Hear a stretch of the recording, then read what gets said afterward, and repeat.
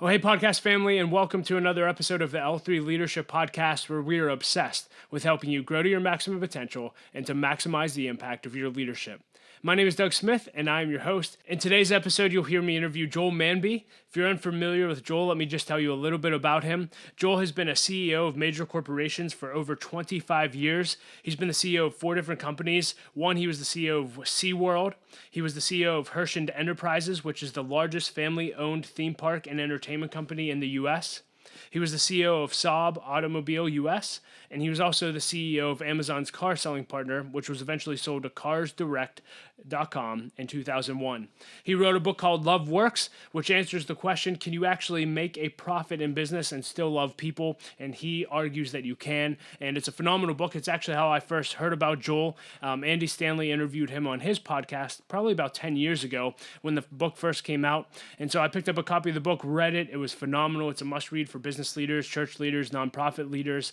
And another fun fact about Joel is he was also on Undercover Boss. And so while I read the book, I also watched the episode. It's a lot of fun to watch. I encourage you to watch it after the interview as well. So that's all you need to know about Joel. In the interview, we talk about a ton of different things. We talk about business. We talk about transitions. We talk about his book, Love Works.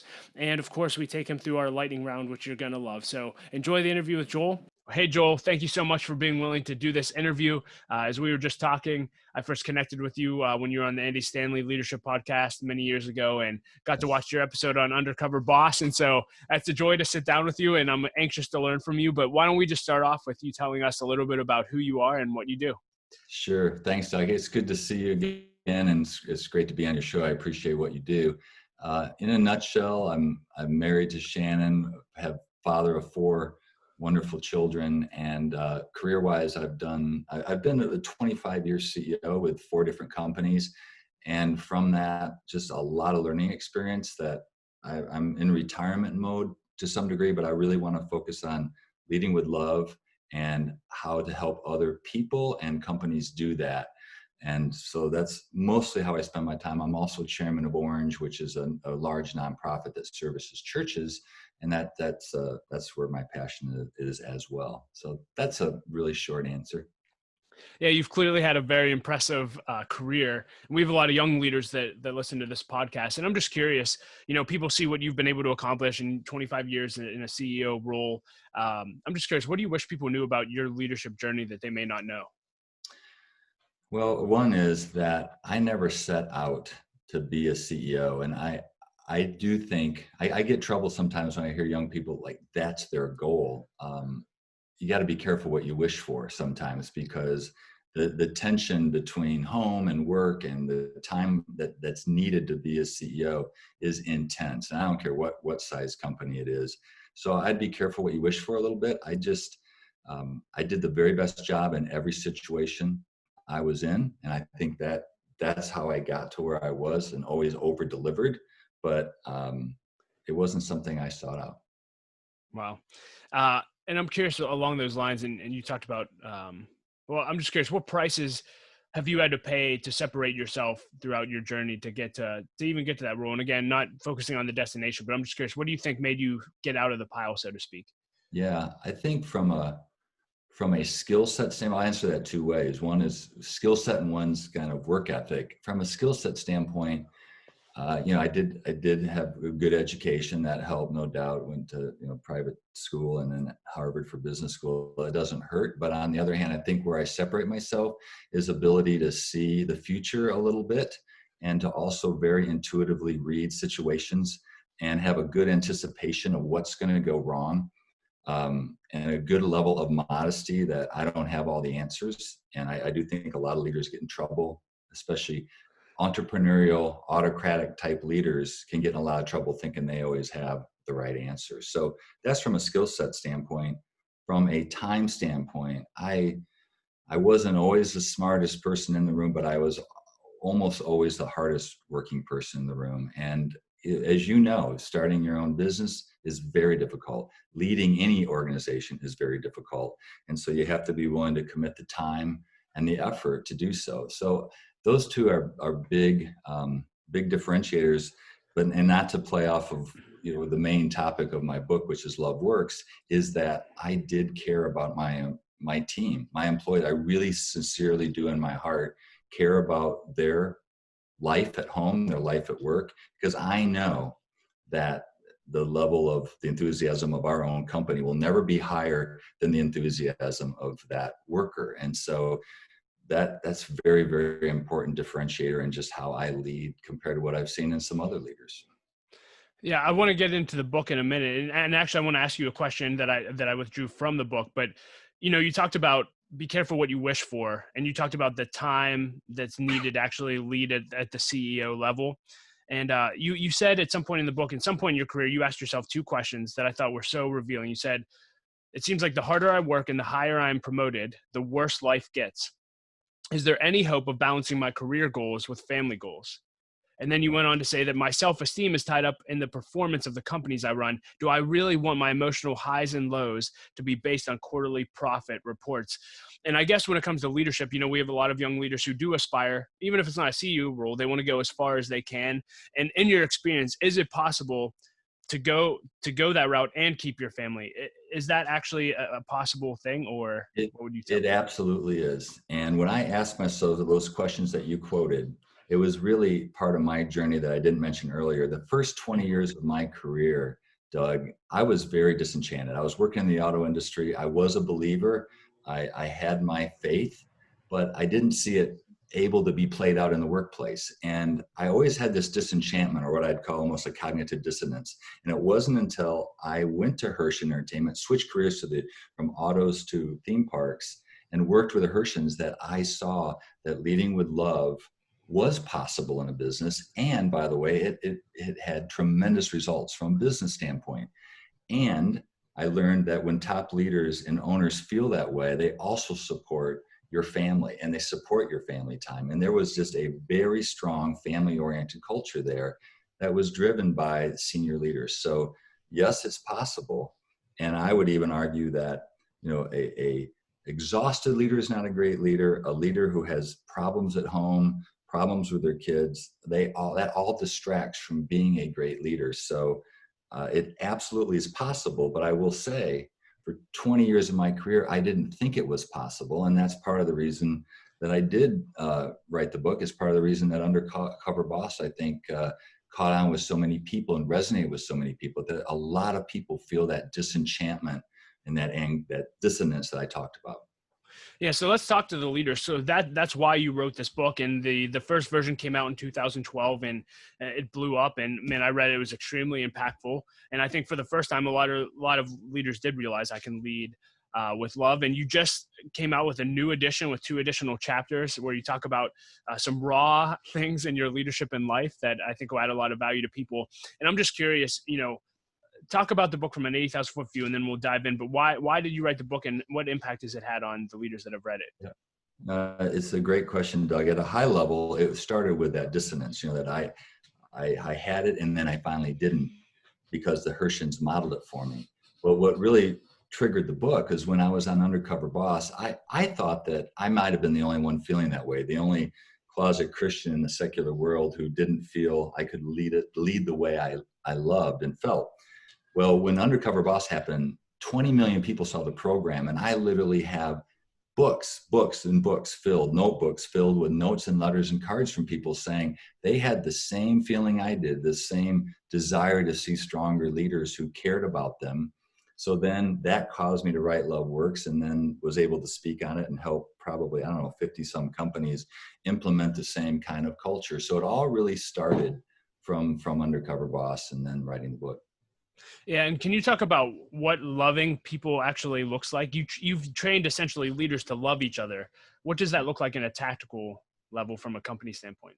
Well, it's not easy to implement. It's easy to understand, and because most companies, 90% of the companies out there, Doug, they have their values listed on a chart, on a wall, on a plaque. And I call it, and Cheryl Batchelor as well says, there's a plaque problem out there because people don't back it.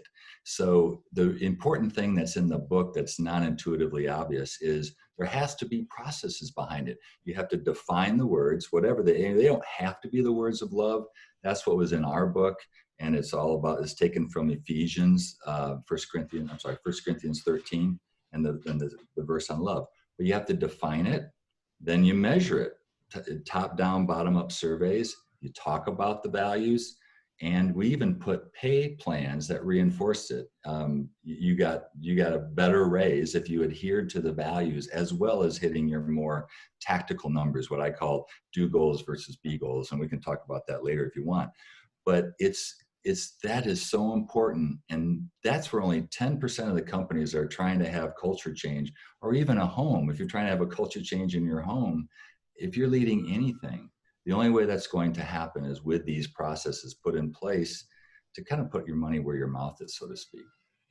So if someone's listening to this, whether they're an employee or employer, and saying, this is the exact opposite of the company that I'm currently working for, currently leading, would your encouragement be like, hey, if it doesn't already exist, it's going to be too much. If you're a leader, it's too much of an uphill battle. Just go find a culture. And same thing with employee. Like, would your encouragement be to go find a company that lives and leads their people through love, or try to change the culture that they're in that may be toxic?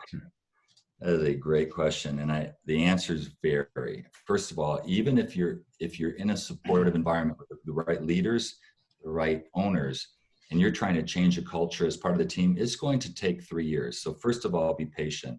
And the results that Hershend or SeaWorld received from leading with love, when we went into turnaround situations, it did take 3 years, and we can go into that more. However, if you're part of an organization and the senior leaders, the owners, just don't believe in it and don't back you on it, my honest answer is to go elsewhere. And I didn't used to say that, but that's what happened to me at SeaWorld. I went in with a plan, and the board supported it, and we were making great progress in all regards. It was a very, very difficult turnaround, but a new board member came in who got control of the company, and he didn't agree with that part of it. He just wanted the numbers only, and he wanted them fast. And so he didn't want to wait anymore. And so we got into I waited too long to leave, and I didn't leave on my own accord. It was a mutual decision, and I don't want to paint an incorrect picture, but I tried too long, and I got too much gray hair and too much stress. And so even though every person can play a big part in the culture, I would also say life's too short. And I learned that. When I was 40, I would have said stay and make a difference wherever you are. But if it's toxic, or if it's completely dysfunctional and you're not getting your best delivered, I would seriously think about moving to a different spot when the timing's right. You mentioned that in a good culture, it would still take 3 years. It's interesting you use that's very precise. Talk more about that, and I'm just curious, why 3 years? Yeah, well, if it's already good culture, it'll be less time. But I'll just give you a good example because it's easier to understand a story. We went in, first of all, high level. This is an interesting stat. Gallup has measured for 50 years employee engagement at most companies, many companies. The average engagement score on the top score on the survey is only 30%. So only 30% of workers feel they're totally engaged in the work, which is a horrible figure. It's been pretty consistent for 50 years. When Hershend would go in and buy a property, and it was sometimes as low as 18% top box score, not 30, we consistently took that number to above 70% engagement at every property. And that's world class. That's like Marriott, Apple, they're in those kind of ranges.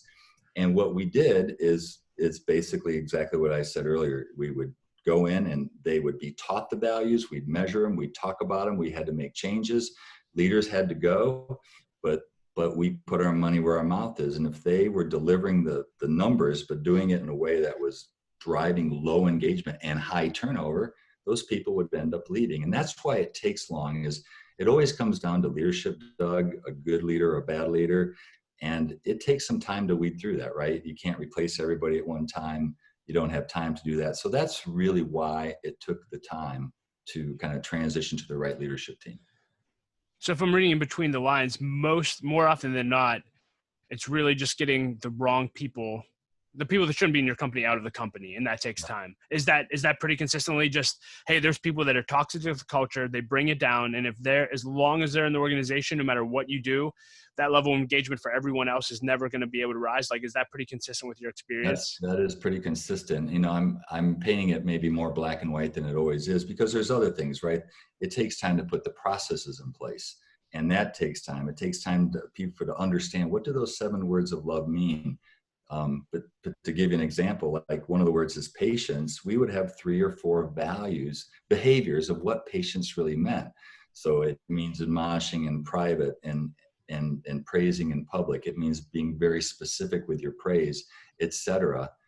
It takes time to learn that, right? So yes, the wrong leader's the easy one answer, but I would also say it's time to train and put the processes in place.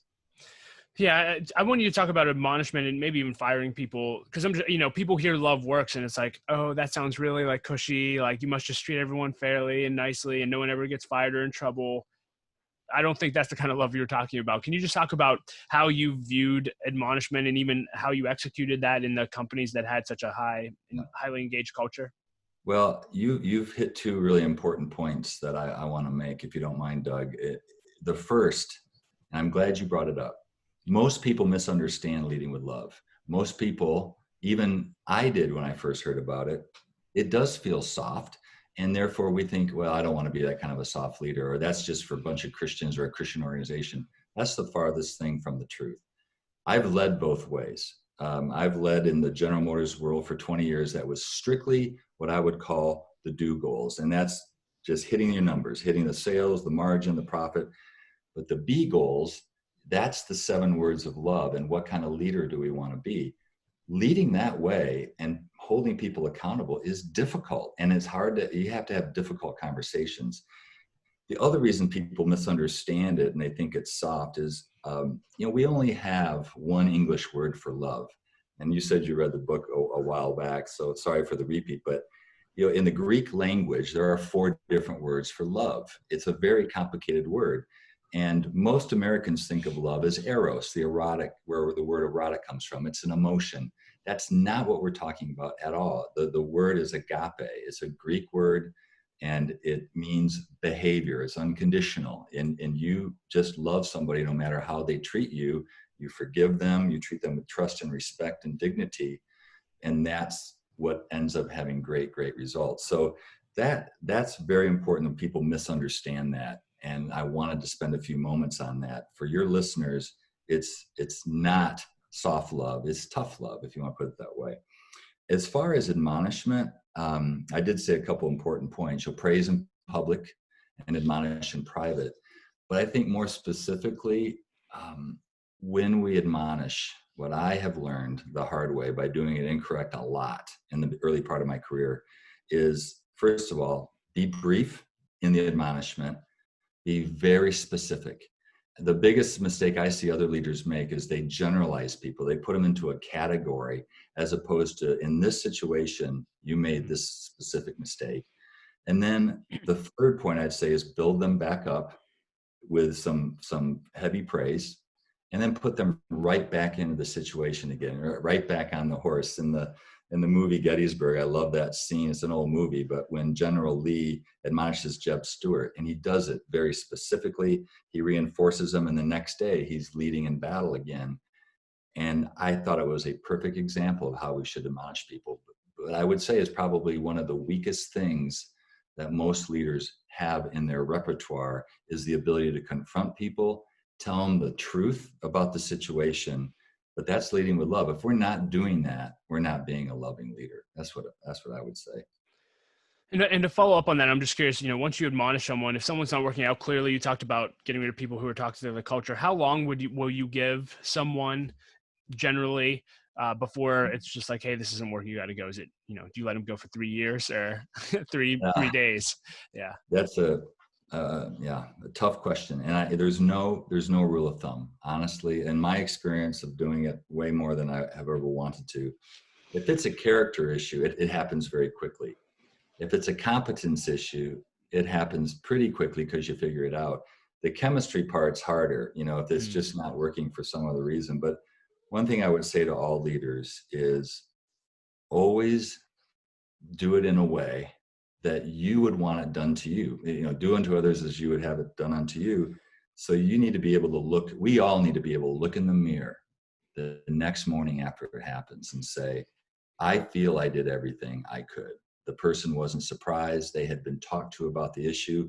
Hopefully it had been documented. They were given an opportunity to succeed, and it just didn't happen. Whether it's the do goals or the be goals, neither one of them or one of them was not being hit. And but trust me, that comes from doing it the wrong way for one too many times before I learned a lot about the right way. You made a statement in the book, and actually, I've heard Andy Stanley say this, so I don't know if it originated with you or him or vice versa, but I love this. I use this all the time, but I would love to hear you expound on it. The whole statement of some things aren't necessarily problems to be solved, they're tensions to be managed. Can you just talk about that? I don't know who originated it. Andy and for today, we'll give you credit. So Andy Stanley stole that from Joel Manby for everyone listening.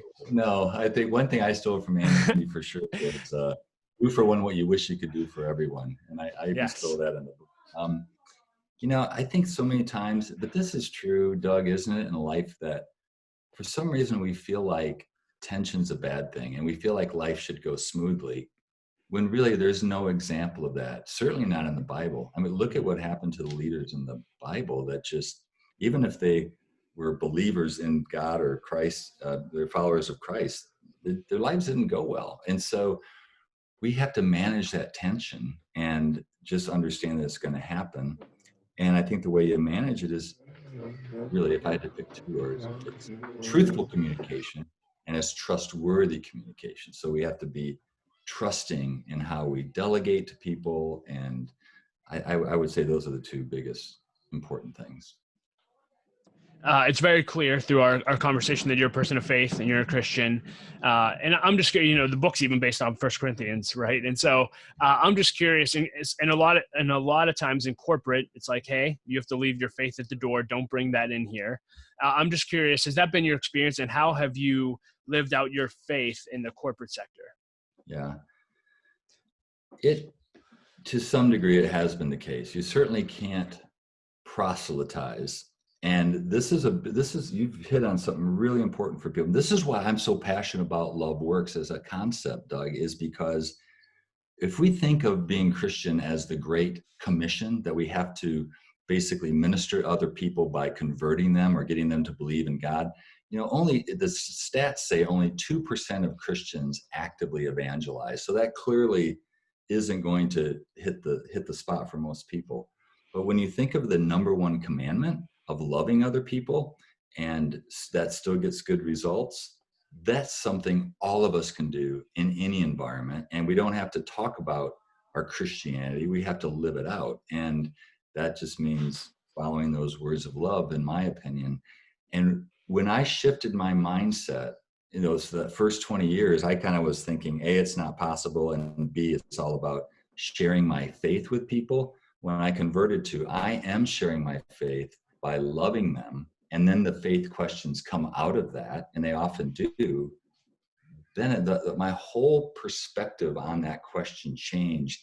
I would just really encourage young leaders to think more about the be goals, which are the words of love, and less about the do goals. I feel like that's really where true contentment comes from. And when I have failed on the character side, it had devastating ramifications, and it sticks with you forever. And so I would just encourage people to look at the be goals as the definition of success. And I think that will help eliminate that angst of being in the secular world, because we need Christians in all areas of life. God knows that. And so that's the best answer I can give there. You were in the entertainment industry for a long time, and obviously it's all about the guest experience. Talk to us about creating great guest experiences. What have you learned? Well, I mentioned it earlier, but I have to repeat the phrase because it's so key. When you're in any kind of entertainment or frontline business like that, anything that has guest experience, the level of enthusiasm of the guest never rises higher than the enthusiasm of your own employee. And when Jack told me that, it was like bells went off everywhere. I actually never quite saw it that way. In the auto industry, the front line was, especially at dealership level, was treated so poorly. So it kind of reversed the org chart, that the front line's the most important. They need to be supported, they need to be loved. And that is absolutely key in making a great guest experience that's worth repeating. I know it sounds simple, but I am shocked by how many companies I go into or consult with, or I'm on the board of, that they don't start with what's happening at the front line. They don't start with what their customers are going through. It's always much more theoretical and financially driven. And that's always shocked me. So it's an important point. Talk to me about thank you notes and leadership. Yeah, that's one of the great things I learned from Jack is he writes notes all the time. I still get them, even though I left and went to SeaWorld. We remain good friends. I still get notes from Jack. And it's a lost art today, right? Because of email and texting.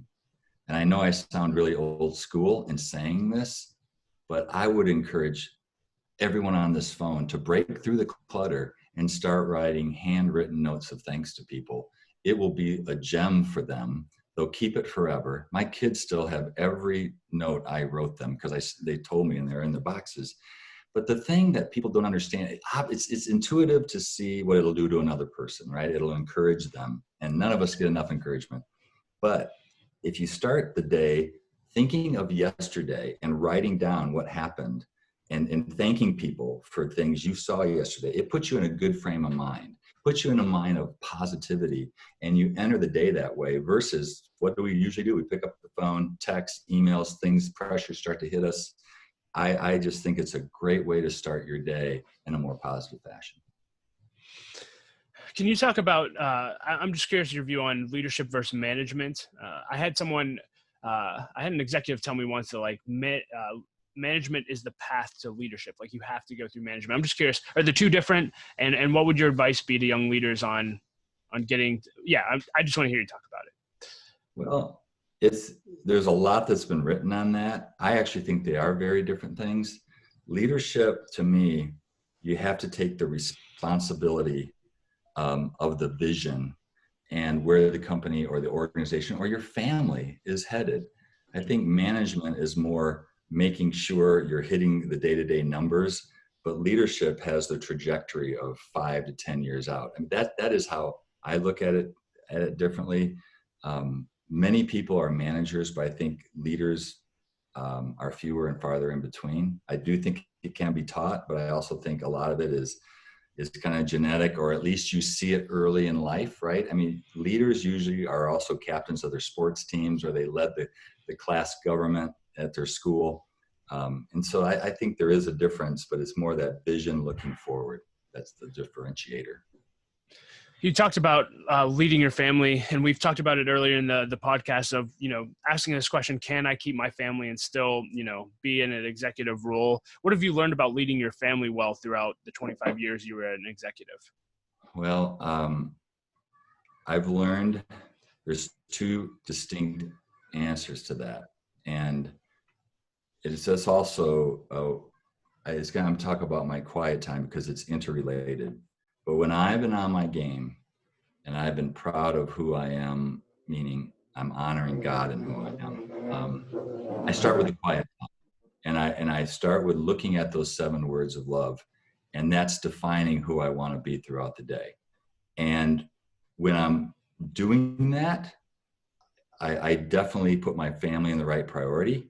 I don't make some mistakes, but when I'm off my game and I got into some really difficult situations, what I write about in the book about SeaWorld is just the intensity is so high and the demands on time are so great that then I would stop the quiet times. I would get away from focusing on B goals, focusing too much on do and what success might look like, and afraid of failure and all the feelings we go through.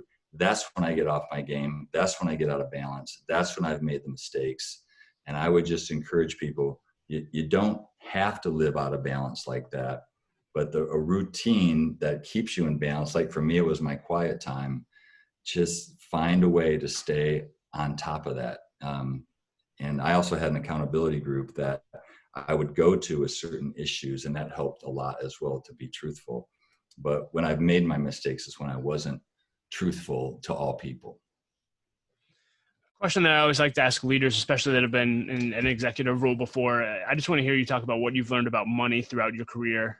I believe if I read correctly, like your family growing up did not have a lot of money. And so you're kind of a first generation executive and having the roles you have. That's correct. But talk to us about what you've learned about money. I've learned that it's not as important as we think it is. I drove way too much to have money because I did grow up poor. I've asked myself this question 100,000 times. I made so many decisions of where to work or whether to go to another opportunity just because it was more money, because every fight, every argument in my household growing up was about money. And so I was so bent on not living in my dad's footsteps of not being able to provide enough that causes tension. And so having looked back, I made too many decisions based on that. And yeah, you could say it's easy some people could say it's easy for me to say because I've been CEO for a long time. So obviously I've built some net worth. I would say though, in the end of the day, it has nothing to do with happiness. It has everything to do with going after the wrong thing. It is the root of all evil if you look at it wrong. I don't think money in itself is evil, but if it becomes your focus, it can become evil in a hurry. And that's the best I can say on it. So as you reflect on that, I'm just curious, would you do anything differently if you could start your career over today? Interestingly enough, I'd still say no, probably not, except I might have stayed at Saab longer. I think I ran from Saab because my wife was putting up the red flag of, hey, you're not home enough, you're traveling 80% of the time. And I think I should have worked harder to make that work, but that really wasn't a monetary issue. It was more just, I was too rash and too rushed in leaving Saab to go someplace else to fix a problem that maybe I could have fixed if I worked harder within the company. But I want to start to transition into the lightning round. But before we do, is there anything else you want to tell leaders about the revision of the book or anything about what we've been talking about? I think just that if any of them feel that angst that I talked about, or they desire to lead in a different way, I think it would be a fun read for them. All the royalties go to help a nonprofit, which either helps employees in need, or Orange, which is the ministry I talked about, and just would appreciate any support on it. But I encourage them because it certainly turned my life around. And we'll include links to all of that in the show notes. So with that being said, let's dive right into the lightning round. Again, just a bunch of fun questions that I love asking all leaders. And the first one is, what is the best advice you've ever received and who gave it to you? Well, it really was Jack Kirshen on the difference between do goals and be goals. But it was also my mother when she told me that every time I come into contact with somebody, I have a chance to make their day better or worse. And she trained me to make people's day better. And it's just served me really well in my whole life. Why leave people feeling down? Leave them feeling up if possible. If you could put a quote on a billboard for everyone to read, what would it say? It would say, love others. What's the best purchase you've made in the last year for $100 or less? Oh, geez.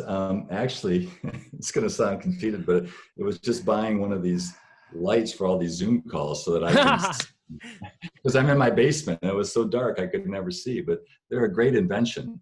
They're a great invention. It's not a very good answer. Do you have a book that you give away most often or that has impacted you the most deeply? Other than Love Works, you mean? Yes, other than Love Works. So that was bad. No, it's great. Go buy it, everyone. Go buy it. Yeah.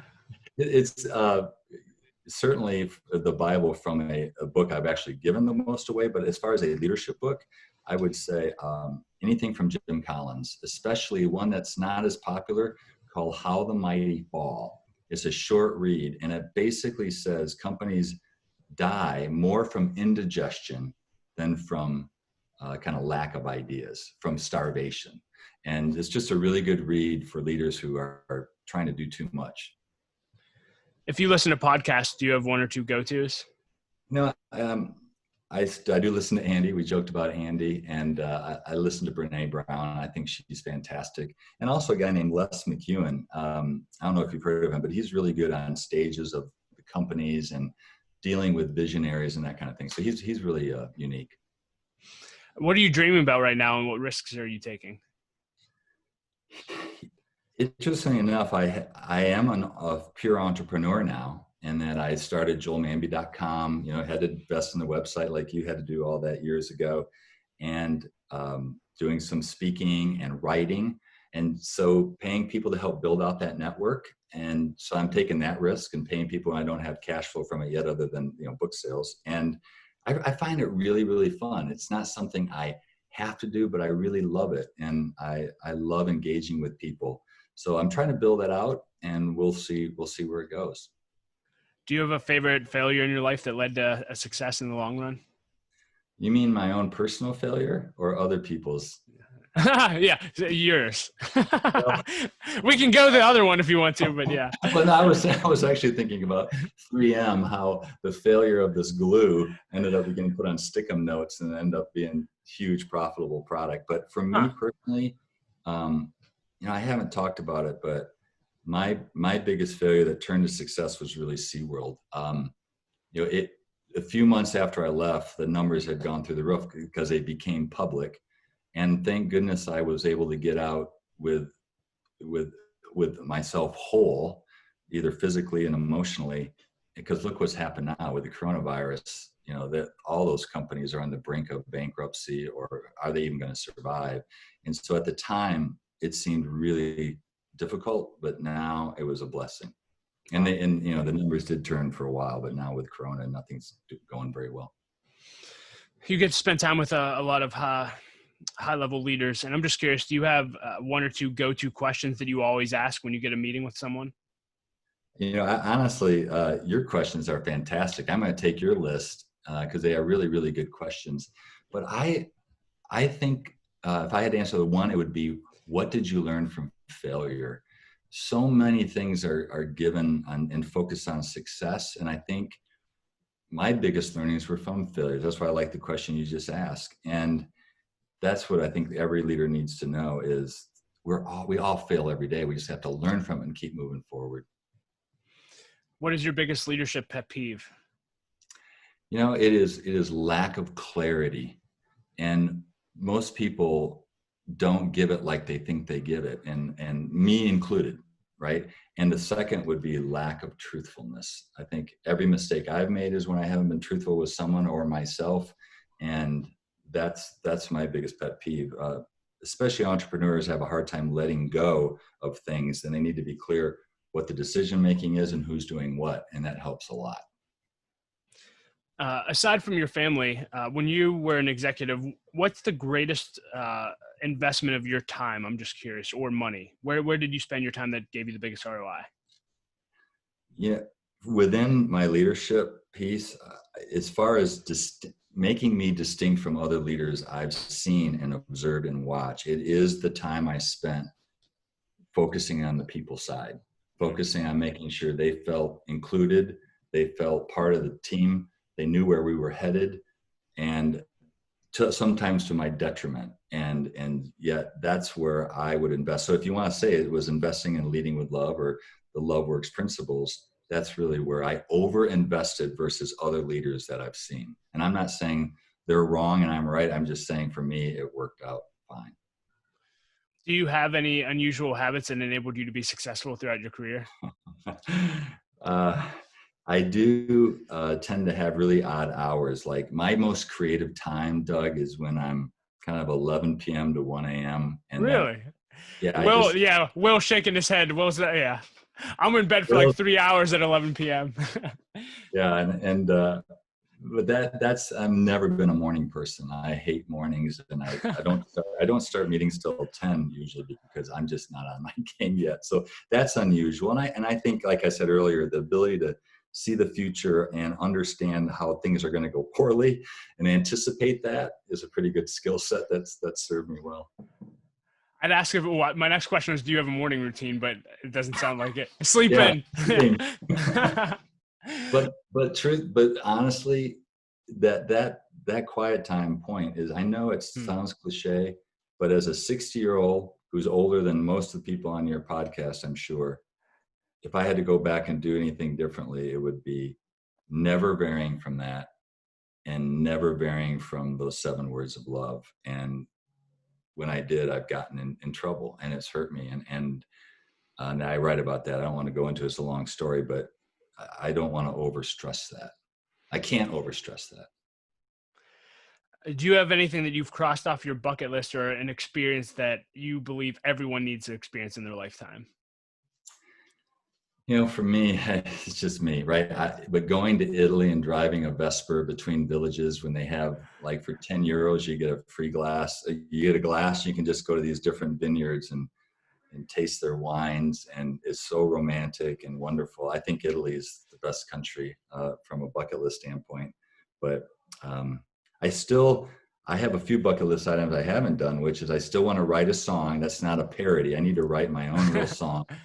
And I literally want to perform it live somewhere, like playing a piano bar. I play the piano, and I've just never, my brothers and I had a band, and we played small band concerts, like dances, but I really want to get in a real legitimate place and draw a paycheck doing that once before I get fired from it. Well, until you're legitimate, we were talking before we got on this interview.